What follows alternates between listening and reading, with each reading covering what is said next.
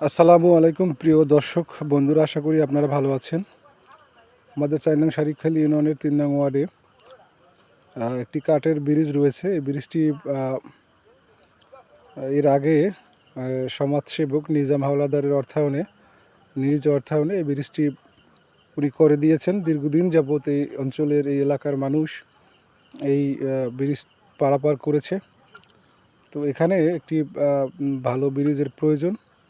হঠাৎ করে এই ব্রিজটি জরাজীর্ণ হয়ে যাওয়ার কারণে 4 নং শারিকখালী ইউনিয়নের চেয়ারম্যান ফারুক খানের অর্থায়নে এই ব্রিজটি সংস্কার করা হচ্ছে।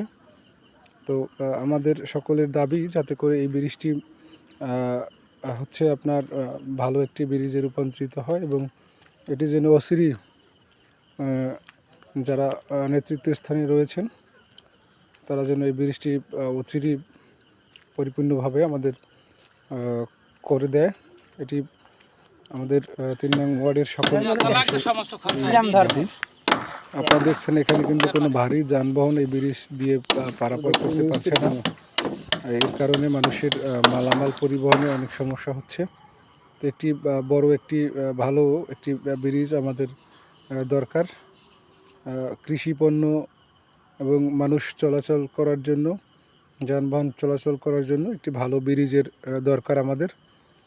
আর এই ব্রিজটি আপনার ওই যে নিজাম হাওলাদার নামে এক সমাজসেবক এই ব্রিজটি কিন্তু তার নিজ অর্থায়নে উনি আমাদের করে দিয়েছিলেন। তো 3 নং ওয়ার্ডের মানুষ দেখেন, আপনারা খেলা দেখেন।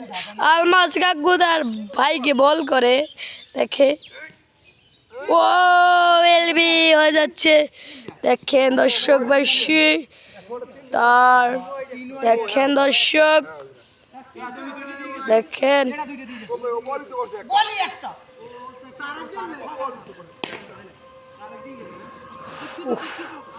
দুঃখিত।